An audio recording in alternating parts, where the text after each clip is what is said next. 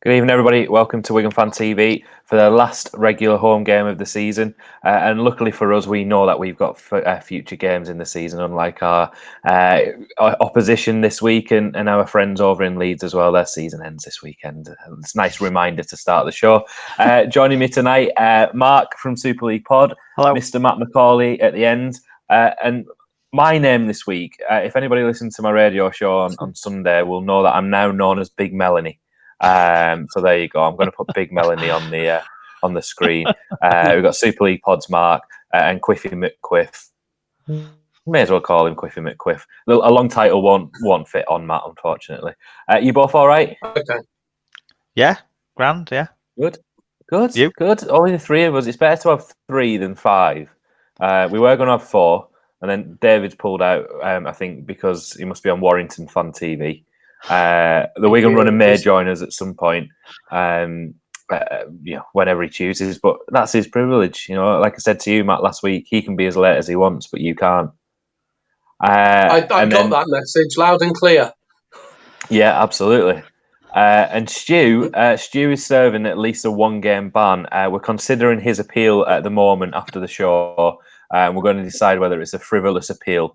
And we may extend his ban up to 2 games. So, right, let's get on with look back at last week. Mark, your thoughts on as I predicted, a very easy win in the end. Not that easy at the start though, was it? They made life a little bit difficult for themselves, Wigan. We give ourselves a lot of defending to do. I don't know if we're just trying to prepare for the playoffs by giving ourselves some solid goal line defence to perform in the first half of matches at the moment. But as soon as we started to find a little, even just half a yard of space for Mr. French, then it was game over, wasn't it? And it was really, once we stopped dropping the ball in our exit sets, it was a great fun game to watch, wasn't it? Absolutely. I think you two predicted that it was going to be a close game. I said a 3-score win, so I won't call that a close game, but I wasn't quite in your rank. If we're going to keep talking about predictions, hail to the Sean. Big Mel strikes again. Big Mel. Matt, your thoughts on the game? And were you disappointed with the way that Catalans obviously knew that the season was over. It was nice to see McAlorum, I guess, get over for a try, and he was nicely applauded as well. But Bevan French is something special, isn't he? He is really very special. And I think we're only just starting to realise how special he is.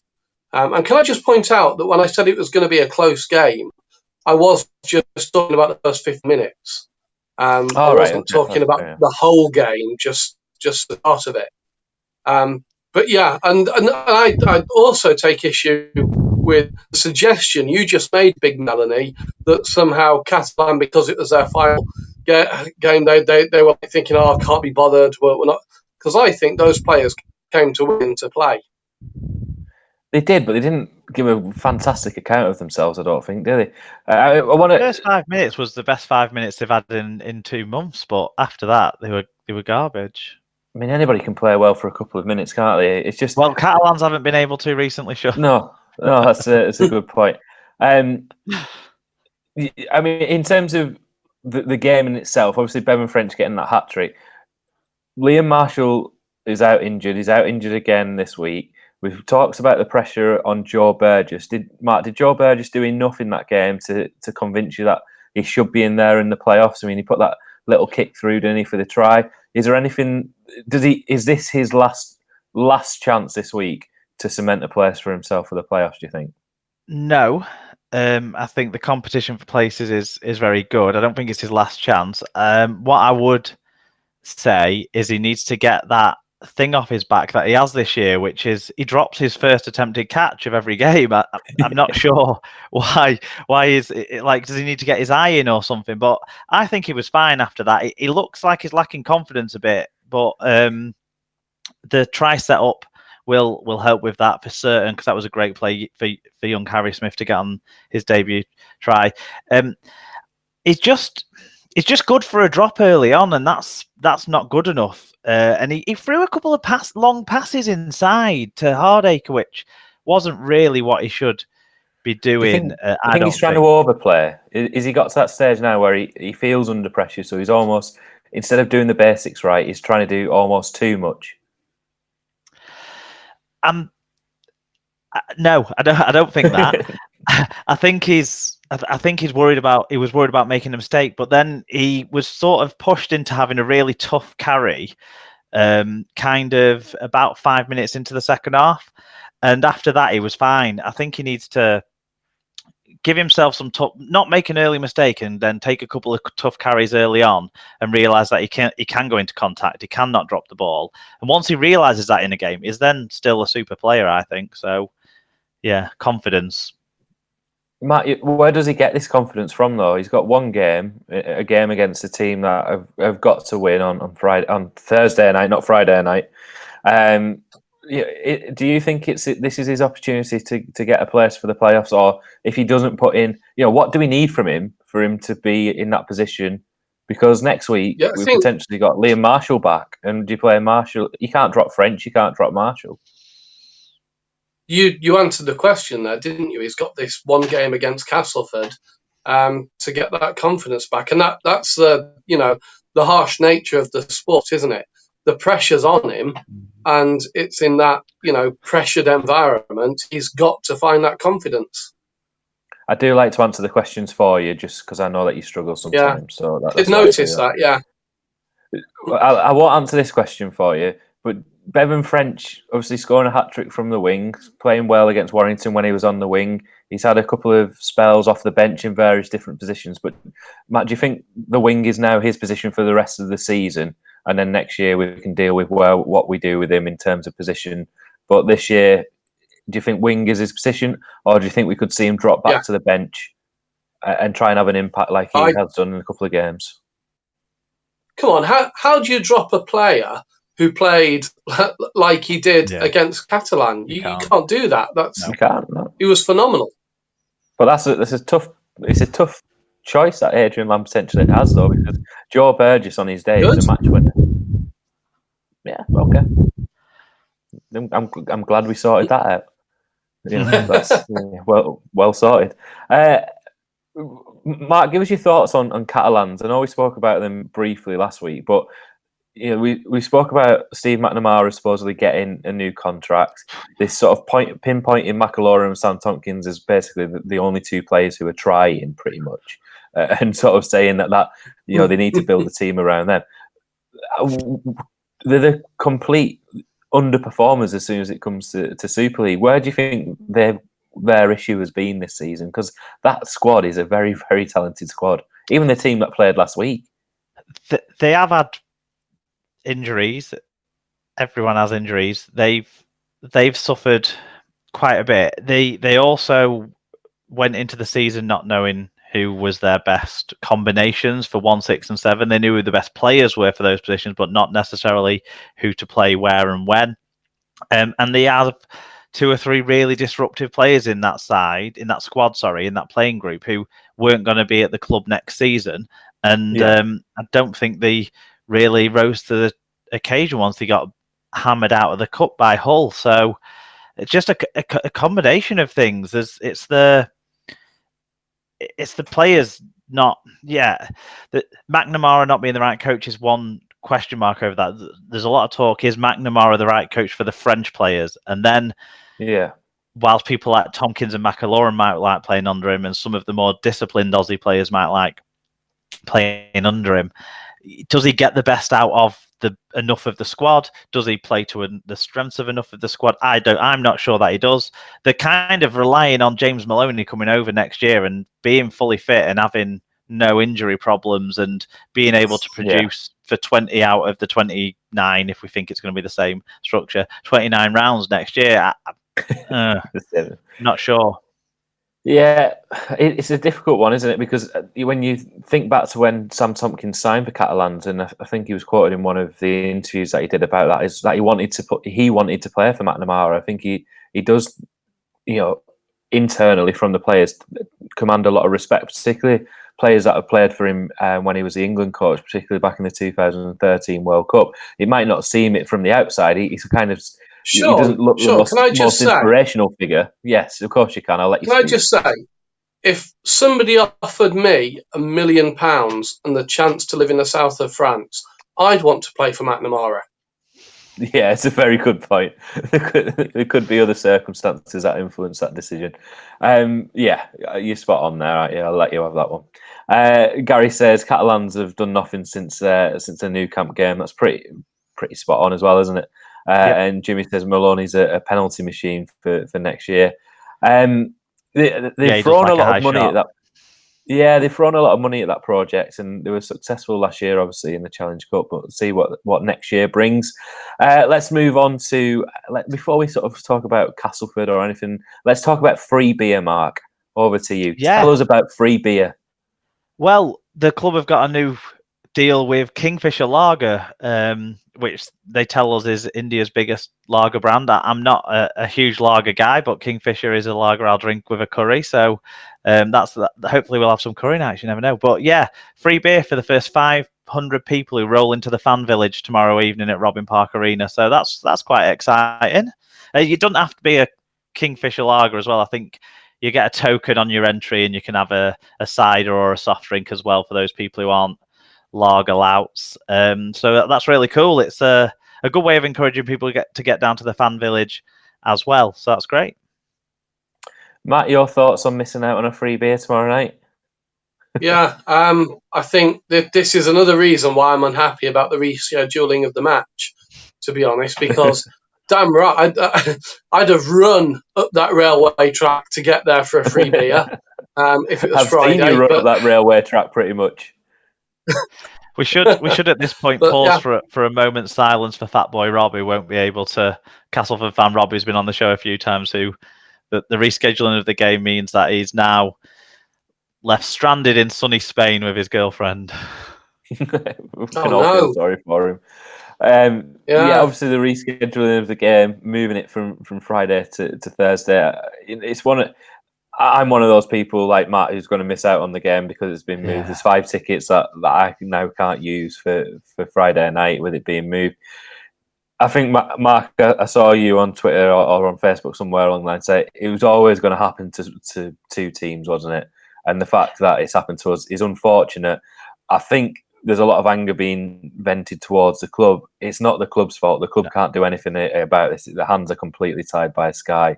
I think I said somewhere else that I think the club would much rather it not be televised and completely sacrifice any television money that they were going to get from Thursday to get that extra 2,000, 3,000 people that they've probably lost now from it going to a Friday to a Thursday night. Matt, as somebody who's directly affected by that move, what were your initial thoughts of that? Have you got to a reason of understanding of that yet? Or are you still sort of drinking your way through the news? Very upset Saturday morning when I found out because obviously I'd had my plans to get the train up on Friday, meet up with my dad. We're both quite excited about that, and then Saturday morning I had to tell him, actually, I'm not going to be meeting you at the match. So I was upset. I'm still a bit upset. Would have liked to have gone, but it's that's we have a TV deal, don't we? And it's Thursday night, so what? Yeah.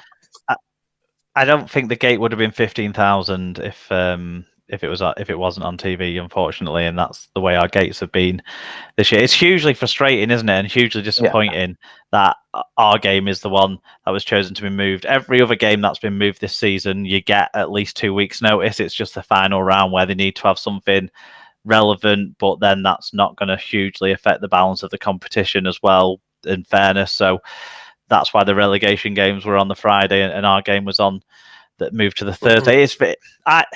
I'd kind of called this about 3 or 4 weeks ago, so that our game would be the one that was moved. So I kind of come to terms with it and made plans around not working late on the Thursday and, kind of stuff like that, because I'm able to. It's really a shame that you guys can't come out. And I was speaking to some people at the club on Saturday at the fan day, actually, and there's a lot of people who are returning, particularly the corporate tickets and that sort of stuff, the hospitality tickets, which is really annoying. And the club can't do anything about it in terms of it's the last game of the regular season, so it's the last game where we control the ticketing. So it's not like the club can say to those people, look, we know we'll have a home playoff game if we finish second, third or fourth. We'll have at least one, we would expect. So we can give you tickets to the game after. They can't do that with the playoff games because the Super League as an entity itself controls the ticketing for the playoff games and shares the ticketing revenues of 12 ways. So there's not even something like that the club can do for people who'd booked in the stuff. It is really hugely sad and disappointing. Exactly that position. But it is the contract that we have. Yeah, I'm in exactly that position in terms of I've got those tickets. Ultimately, if this was 2 games ago, I could move those tickets to another game. But because, like you say, the club, even the hospitality you'll see is different for the playoffs because the club don't have an influence on that. It is basically controlled by the Super League from after tomorrow night. What I would say is we've got a TV deal being renegotiated over the next, currently and through the next 6 months, you would expect, for the 2021 season. Now, if you want to force the Super League clubs' hand and position in these negotiations, I would say turn up to games on Sundays, turn up to games on Saturdays, rather than cutting off your nose to spite your face and not going to games on Thursdays if you can get to them.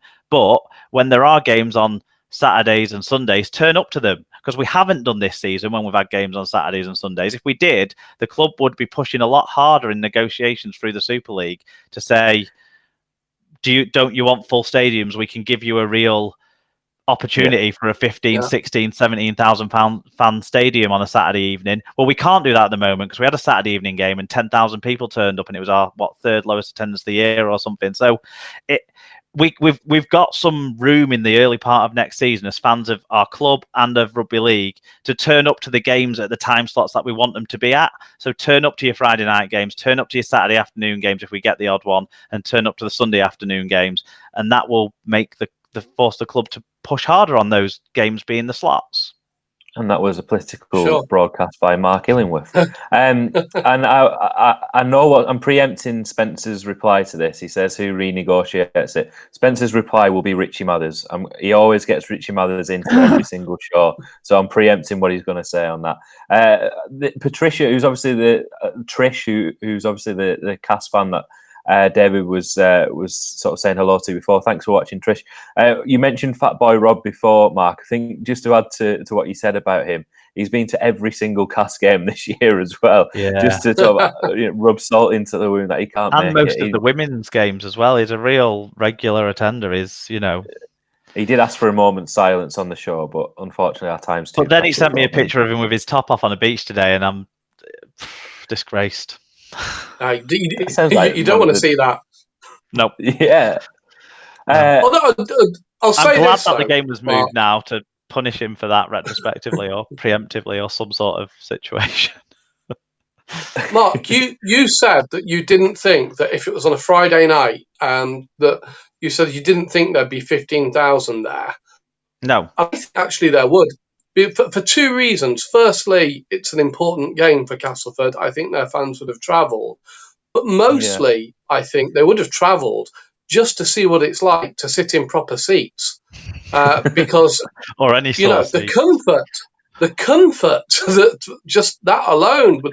And that was why Dower Powell was so upset about it. Because he knew that all those fans could have actually sat down and moved again afterwards. And all the fans that came over for that game just after Easter as well would have told their friends about how good the stadium is with seats in, and they would have brought them. I see what you mean. Exactly. I think you're right. It could have been over 15,000 if it would have been played on a Saturday. But, never mind. Hopefully they'll get the opportunity next year. The neighbours, Wakefield, however, may not get that opportunity next year. And we'll talk about that in just a moment. Let's news not really breaking tonight. I think we all knew that Sammy Kabula was going to Warrington, but it's been confirmed by Warrington and Wigan tonight. Kane Barnes, who was a young prop at Wigan, who spent pretty much 2 years back at home in Workington on loan there, has signed with a permanent deal at Workington. And Sammy Kabula joins his younger brother on the books at Warrington as well. Matt, your thoughts on that? Losing Wigan now seem to be ruthless in this, and I think Ian Lenigan said earlier in the season, didn't he, that Wigan have got to be ruthless in terms of if players aren't quite making that grade, they've got to potentially offload them. because of the problems that we've obviously had with the salary cap. We've seen the likes of Josh Ganson leave, Liam Forsyth leave, numerous players this year, which is uncharacteristic for Wigan compared to the previous years. But Sami Kabula is somebody that we've spoken about over the past couple of years on this show of having such a big future. And he's been doing all right at Swinton. But Matt, your thoughts on that, and particularly Sami Kabula leaving? We can't complain, can we? We jumped for joy when we heard about signings for next season. That means, the other side of that is someone's got to make way for them, and we've got to be more ruthless with the youngsters. Whether I'm fully behind that or not, I don't know. I'm not. I take a great deal of pride from seeing, youngsters that have come through the system become superstars. Perhaps more so than I do from seeing us take already superstars from other teams and play them. But that's just my peculiarity. I think this is just the payoff. We've made some great signings. We lose a few players. I'll get your thoughts on that in just a moment, but I'm bringing the Wigan runner onto the screen in just a second. So I think he's just doing his hair at the moment, so we might catch him sort of. There he is. Evening, Matthew. How you doing, guys? You okay? You're just doing your hair there, are you? Look, my hairline's up a little bit on one side more than the other, and I'm always conscious of it, so I was just trying to make it look straight. That's it. Tell Mark about it. I've forgotten what it was like to worry about it. Mark, your thoughts on that, and particularly as sorry, Matthew, we're just talking about a couple of the youngsters leaving Wigan that's been announced tonight. David mentions, and we've spoken about this sort of off screen, about Piers Paul coming from London, somebody that you were sort of talking about with London fans at the weekend. Yeah, that's right. Yeah, at the under-19s game, I was speaking to a few London fans, and they did say, yeah, Kai Pearce-Paul is coming to Wigan for next year. He's a kid that needs to put on a bit of bulk, I would suggest, but he's a lanky second row of a very fluid running style and good skills. So hopefully we can fully round him out with the facilities we have at our club that other clubs maybe don't necessarily have in terms of availability of training and nutrition and all of that sort of stuff for these guys on a regular daily basis. Most of the London youngsters travel 2 or 3 hours to go to their under-19s training sessions 3 times a week, whereas our guys he'll be based with a Wigan family. You would assume he would be able to get down to the ground quite often, quite easily. I think he's 18. I think so. Yeah, he's coming. It's sad about Kabula not quite making the grade, and it would be really horrible to see him make the grade at one of our rivals, wouldn't it? Thought, isn't it?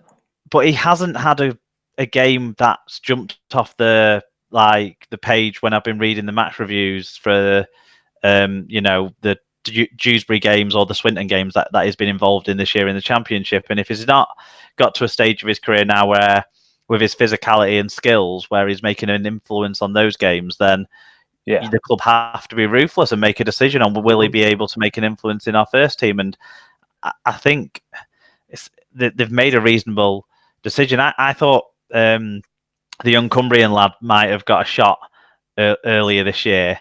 Seeing him sort of in the off season, I thought he was one of those ready to make the leap up. But it's probably best for him that he finds regular time elsewhere. I think the thing with Kane Barnes is that, reading between the lines, I think it's probably the homesickness element. There's a reason why he's been on loan back at home over the past 2 years, I think, and there's a reason why he's signed back up there. I think that's got reading between the lines, I don't know, but you would assume that's got a lot to do with it as well, particularly where he's been. Didn't the press release from Workington say that Wigan wanted to keep him? And it suggested that we would have kept him around, yeah. Mm-hmm. Yeah, which is a good point. I mean, Jimmy makes a good point. I've just put on the screen there about we've got to think about that, haven't we? The reserve grade next year as well. And that could be. So he says player recruitment and retention is key as the reserve grade is back and the change to under 18s and under 16s. That might be a viewpoint that Warrington are taking as well. Is they might be stockpiling their reserves, and Sammy Kabula may get that opportunity in the reserves, and as and when, if he proves himself in there, get that opportunity. But they like big forwards at Warrington. And he fits into that mould, doesn't he? I'd say good luck to him if he was going anywhere but Warrington or Saints, wouldn't you? Yeah, absolutely. I think it's a perfect place for him. Yeah, particularly if he's in a nice way. Particularly if his younger brother is there, Ambrose, who's coming through the youth system. Right, we'll talk about Castleford and the relegation battle in just a moment. But Matthew, we'll catch up with you. What have you been up to? What day are we on in terms of the runs? Well, I've been running, and I don't mean the runs as in you know what I mean, running. Yeah, I know exactly what you mean. So it's day 984. Today was in a local school today, actually in Woodfield. You were invited. Let's clarify that. It was brilliant. Oh, of course, yeah, it was all organised. Yeah. I wasn't invited to the school. Yeah, it was really good, really inspiring. Some really fit kids that I was with today. Really up for running, run every day. It's incredible how good they were, actually. And Wigan today came down as well and took some photographs of us all running, which was even better. So I think that's it. They said it was going in the Wigan Observer next week, I think. But yeah, it's really good. I really enjoy going in the schools. Hopefully trying to spot a few rugby player talents as well. Your competition this week, I've just sent you a message because you said you were going to do the draw at 11 p.m. tomorrow. And I hope you realise that that'll be after the game. I don't know why I put that. I think I'm going to do the draw tomorrow at 12. Doesn't leave as much time though, because obviously the game's at 7:45, I think, isn't it? So whoever wins the tickets, just so in case you're watching now, I won't have a chance to meet you before, so I will meet you at the game with your tickets. Whoever wins. And it's just over on your Facebook page again. Yeah, I've got tickets here. 2 tickets. Wigan versus It says Friday. It does say Friday. Hang on, look. Obviously, it says Friday on there, Friday the 13th. You see it, but it's hang on. Where does it say Friday? There. So it says Friday because it was printed before it was changed to Thursday tomorrow night. So it's obviously for tomorrow. So if you enter on my Facebook, Instagram, or Twitter page, and whoever wins, I'll announce it about 12 o'clock, and then I will meet you. You still need to direct message me, but I'll meet you at the stadium before the game with your prize. 2 messages coming through for you here, Matthew. Pretty much the same, along the same ones, and a question that you get asked quite a bit. With run 1000 coming up, do you have any plans for the 1000th run? And Spencer says, when you reach 1000, are you celebrating? Well, I'm saying boring when I say this every day, but people take for granted that I'm going to run for the next 16 days in a row yet, and I don't. Anything in that time. So tomorrow is day 985, and then I've got to do that another 15 times after tomorrow. So anyway, but yeah, day 1000, loads of people have been messaging me this week about that. I did have some plans, but they have changed as of today. So I think we're going to announce something new on Monday that I'll announce on social media. But I want to say it's going to be in Wigan. That's the main thing. Yeah, wonderful. There's no way it's going to be anywhere else than at home. We should congratulate, whilst we're talking about the possible milestone of 1000. That's going to be amazing. Also, another thing that's amazing, Matthew's been nominated for the Believe Sports Awards. So and his Wigan Dodgeball Warriors have as well. So it's a double nod really for Matthew. So absolutely credit to yourself and well done on those nominations, mate. Yeah, Thank you, done. mate. I really appreciate that. I'm more proud of them than myself, actually, because I love the fact that they've been recognised again 2 years in a row now. And also shout out to Diane Duran as well, who's really helped me over the last 6 months with the team and keeps pushing us forward. She's a volunteer, doesn't get paid a penny like me, and she's fully committed to the team. And yeah, I'm just glad that they've been recognised. So it's going to be a fantastic night for them all.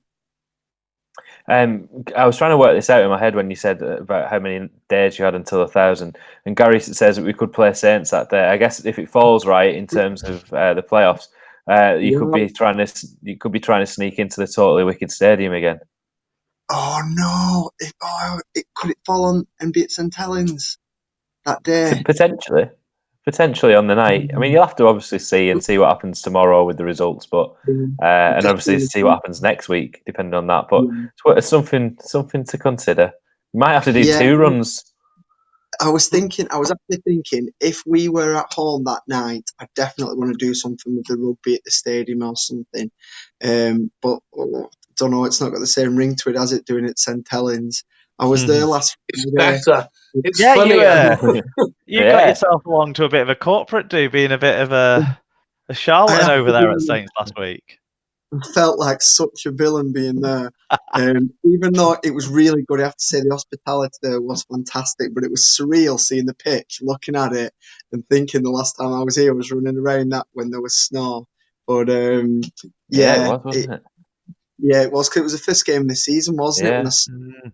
Well, I'm not going to say I snuck in. I found a way to get in, and no crimes were committed.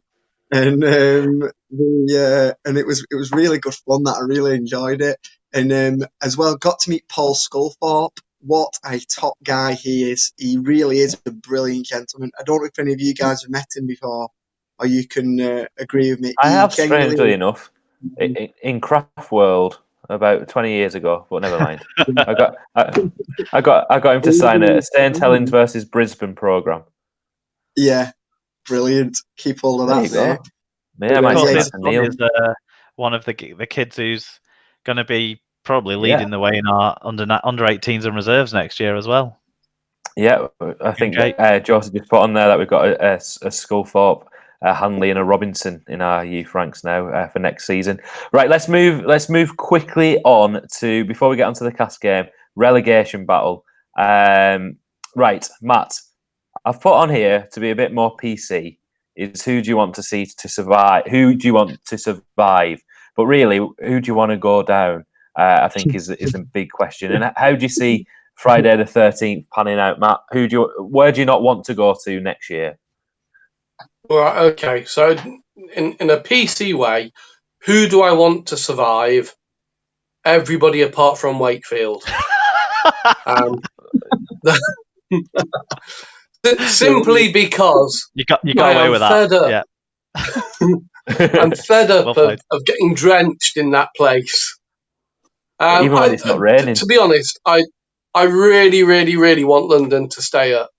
And beyond that, you can take your pick between Huddersfield, Hull KR, and Wakefield. Which one goes down doesn't bother me. Mark, your thoughts on how you think it's going to play out, but who do you want to go down? I want it to be a 14-team Super League next year and bring Toronto into losing, but that's not probably going to happen at this stage. So I look a bit more holistically in it, and I think, right, Hull KR have a great fan base. You know, they had 8,000 fans there last week. They've got a fantastic fan base, so I don't really want to see us lose them from the competition. Well, that's because they're all related, isn't it? It's basically one family. So whilst I think they got in on scrum tickets. Kingston Rovers is just the double-barreled name of the family that attends all of the games. What I would say is the Super League pod listeners voted that they expect Hull Kingston Rovers to be the people that go down. 54% voted them to be the team that goes down. Huddersfield have finally started to produce some young players for the competition, which I think is great because their crowds aren't. So I'll give them a tick in the box for the young player side of things, and the stadium at least keeps you dry and comfortable. So that's 2 ticks there for them. So I'm kind of left wanting London to stay up because they are producing good players. They help spread the geography, and as well, when London aren't in the Super League, in and around London, the London media don't talk about rugby league at all. So that's not great. So I'm kind of slipping into the Wakefield scenario as well. Yeah. Ooh. Yeah. I want to see London and Hull KR survive. I really do. Matthew, you've got a choice of Huddersfield, Wakefield, Hull KR, or London. Who do you think will go down, or who do you want to go down? I'll just get to the point. Hull KR, let's see them go down. And like what we just said then, London, it's important for the geography of it. You know, imagine next season if we had Toronto in and London as well. It's going to make those people that don't take rugby league seriously, like the similar thing what dodgeball has, where, you know, people that think, oh yeah, what's it all about? But then if they see a team coming up from Canada and then London in there, they're going to think, oh well, they're big cities or capital cities, so it's more likely to spread the audience and make more fans start watching rugby league. So And there'll it's be all some great grudge matches between those two teams as well. yeah. Yeah, But absolutely.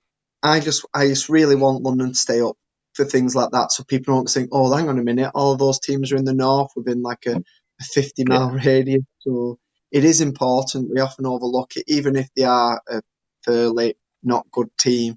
You know, to do what they did last week was unbelievable. They found a way to win at the end, wasn't it? So I don't think that's happened for no reason. I think London will stay up. Fingers crossed. I'm with you in terms of that. I'm desperate for London to stay up. The thing that I think plays in London's favour is the fact that this is almost another million. Well, it is another £1 million game, isn't it? It's away from home. They did it against the odds last year in Toronto. A player called Jarrett Samet. What happened to him? He did all right. Stuart I robbed think him the event last week, and he's not been seen around Wigan since. yeah. But I am. Although we were there, Mark, weren't we, at London earlier on in the year? It wasn't a great day for us because of that. But it's still a great day going down to London and watching the Broncos play Wigan. So I'm desperate for London to stay up, and to be honest, I'm not too bothered about the consequences of who goes down as long as London stay up. I'm a little bit like Matt in terms of I think about it about places that you'd quite like to go to.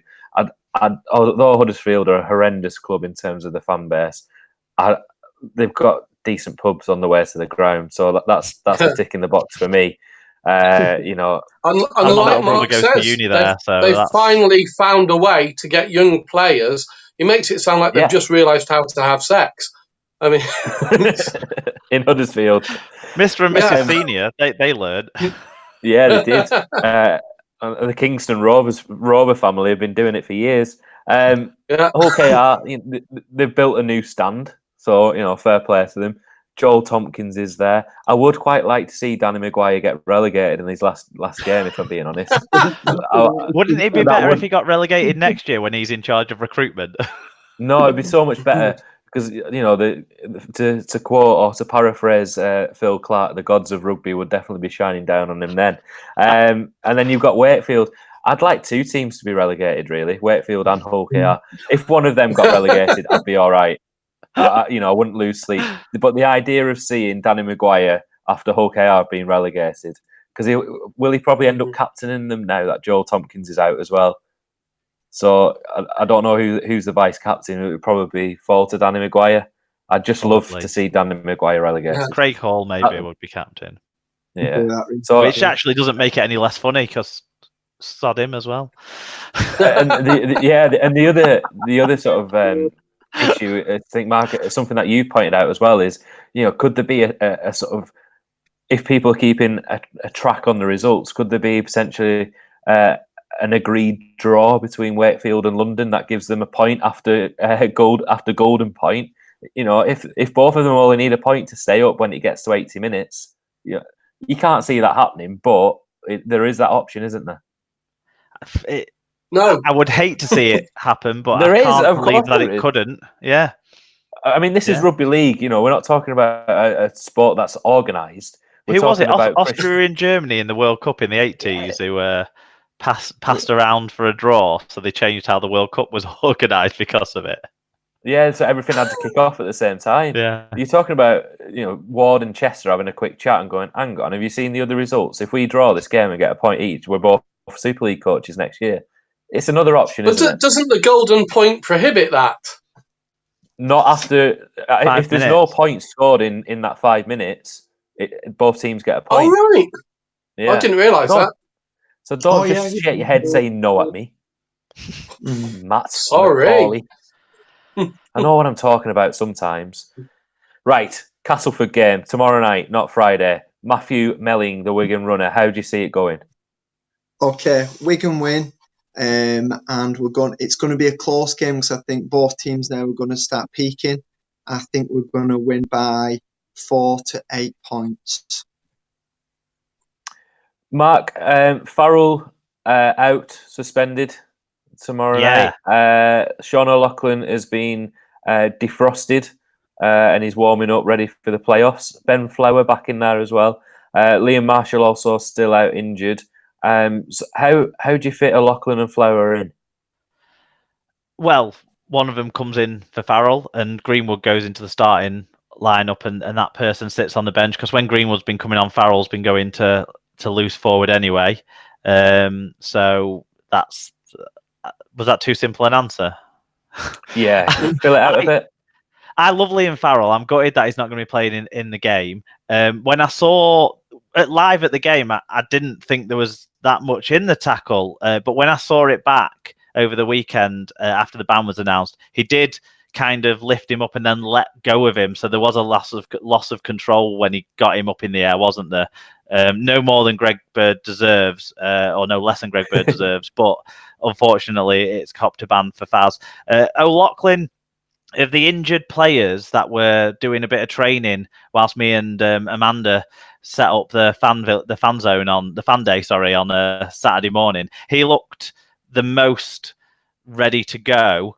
But of course, that doesn't necessarily mean much with O'Loughlin. He could be ready to go for 6 minutes, and then we won't see him again till the grand final or something. But so I do expect him to come right back in, and I'd guess Hankinson might get a bench spot. I don't see both O'Loughlin and Flower coming in. I just don't. But I see Wigan winning by. I would have been more confident with Faz. I probably would have gone 14 to 16 points with Faz playing. I'll go Wigan by 8 or 10. Matt, your thoughts on that, particularly with O'Loughlin and Flower coming back in? And we've talked about Partington and Smithies are undroppable. We can't drop them. No. There's a French person playing in the pack that might be droppable. Would you consider that? I'd never drop Bevan French. No, I think he's. Romain Navarrete had probably his longest spell on the pitch, didn't he? Yeah, he did. See you later, Matthew. I think you said that you really need to go, and I think you mean you need to go for a run rather than the toilet. So off you go. Got them and runs we'll see again. you in a couple of weeks. Yeah, he really needs to go. So go on, Matt. Carry on. So we're talking. You've just agreed that Navarrete should be dropped. I think, I hate to say it, but he's the one I probably would drop if we're going to have Flower coming into the mix. What's fascinating on Friday night, and I think he was the only one who didn't drop the ball at all. So makes a change. Yeah. He had a glorious black eye at the fan day, though. Matt. Yep. Wasn't me. He spurned your advances and you took it out on him. He found me in his garden again. I think Jimmy's probably just put the most sensible solution to the problem there on the screen is Liam Byrne will probably drop out of the squad. Because I think Partington and Smithies, are undroppable. Yeah. I think Liam Byrne's done well, hasn't he? But he's the kind of player, he's a bit like, there we mentioned Gabe Hamlin and Tautai, but they were the two players that you dropped from the grand final last year, and you kind of knew that they weren't right at that level at that moment in time. And I think Liam Byrne's probably that player that drops out. And then you had that experience with that youth then, and that's a really exciting lineup, isn't it? To have Partington, Smithies, Flower Club, and O'Loughlin all back in there.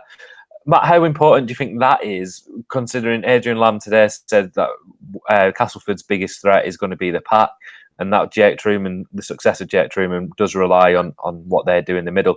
And we got completely beaten up at the Jungle earlier on in the year through the middle, didn't we?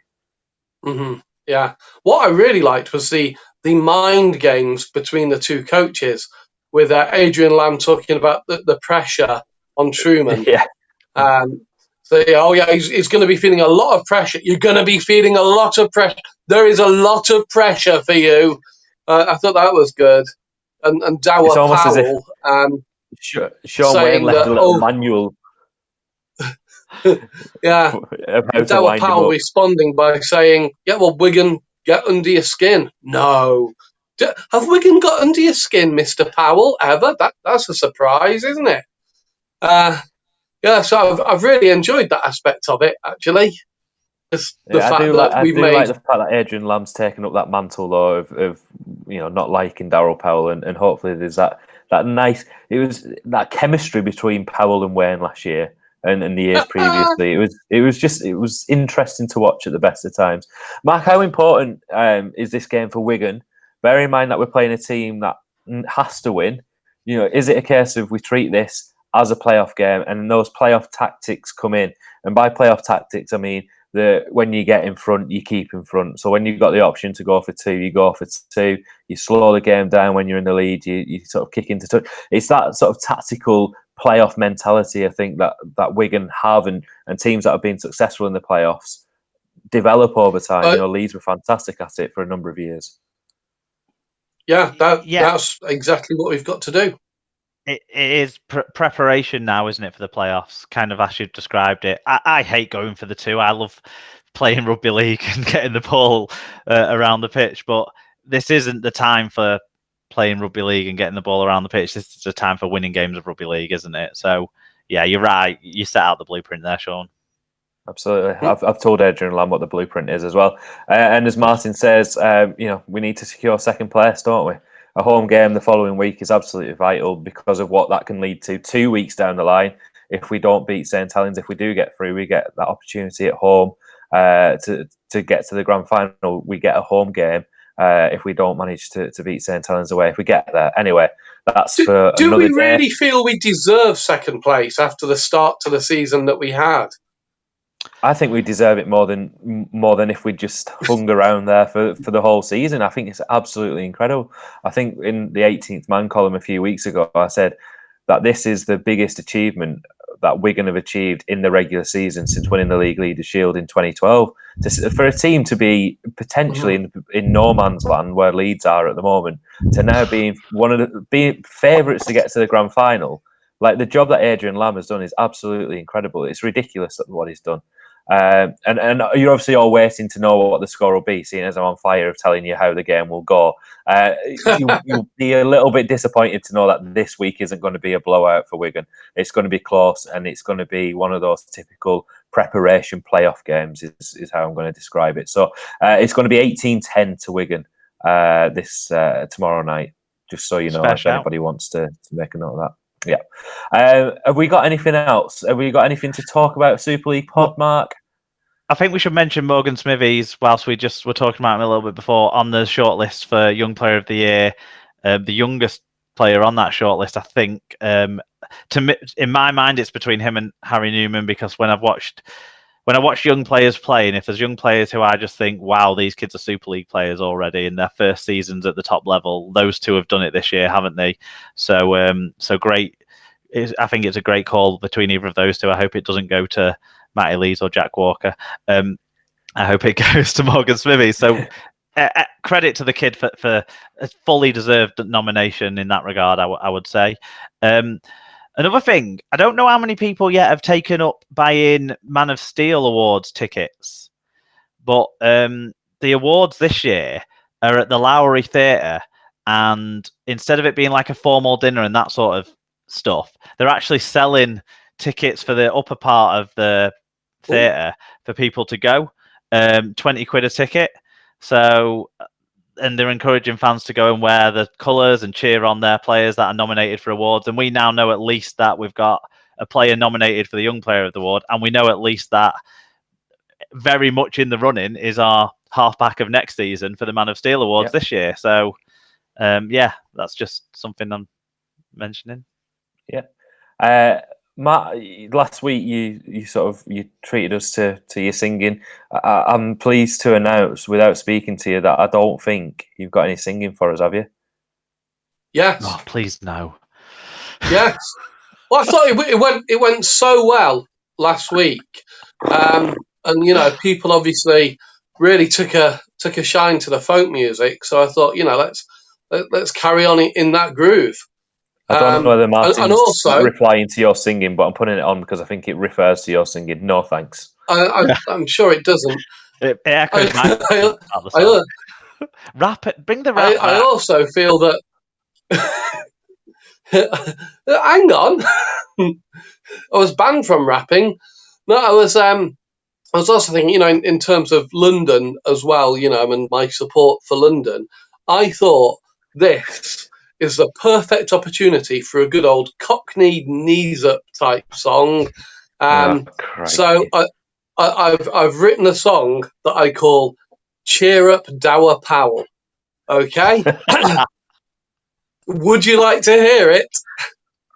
No, but go ahead anyway. Yes, I thought you would. Yeah. So here it goes. Cheer up, Dower Powell. Cheer up, Dower Powell. Just because you've got no hope, there's no need to sulk and mope. Don't be such a miser. You don't sound like a tiger. You don't sound like you've got big claws. You sound like male menopause. Cheer up, Dower Powell. Lose a perma frown. Bev and French will let you know. Into sixth place you must go. You said we should play on Friday. You threw a hissy fit. Got your excuse in early, you miserable git. Oh, cheer up, Dower Powell.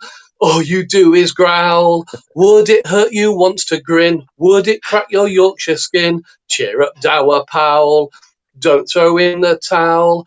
Have yourself some HRT, hormone replacement therapy. It might give you big tits, might even shrink your bits. But you've already got tits in your team. I think you know which ones I mean. Cheer up, Dower Powell. Come to Wigan town. Take a walk down by the pier. That's a good place to shed your tears. Oh, cheer up, Dower Powell. I bad mood. that was much better than last week, Matt. Well done. Well done. But I do think for the playoffs, you need to potentially find that gold chain and see if you can find the rap. Back out. Yeah. The return of the rap for the playoffs, I think. People have enjoyed it, apart from Stu. Stu's not enjoying anything at this moment in time. I don't know what's wrong with him. What is wrong with Stu right now? Cheer up, Stu. If anybody's near Stu, just give him a cheer up, Stuart Minnis. Cheer up, Stuart Minnis. Right, let's leave it at that. Let's next week we don't know who will be playing. Probably Warrington, if we're being honest. But let's look forward to that, and let's hope that Wigan can win tomorrow night and hopefully put Castleford out of the playoffs and end their season. How nice would that be? And then when they leave the pitch and they're out of the playoffs, play Sweet Caroline for them. Mark, thanks for joining us. Matt, thank you for joining us, and thank you to the Wigan runner who is off running somewhere. If you see him, say hello and make sure that you join in his competition on his Facebook page. Thanks everybody for watching, and we'll see you next week.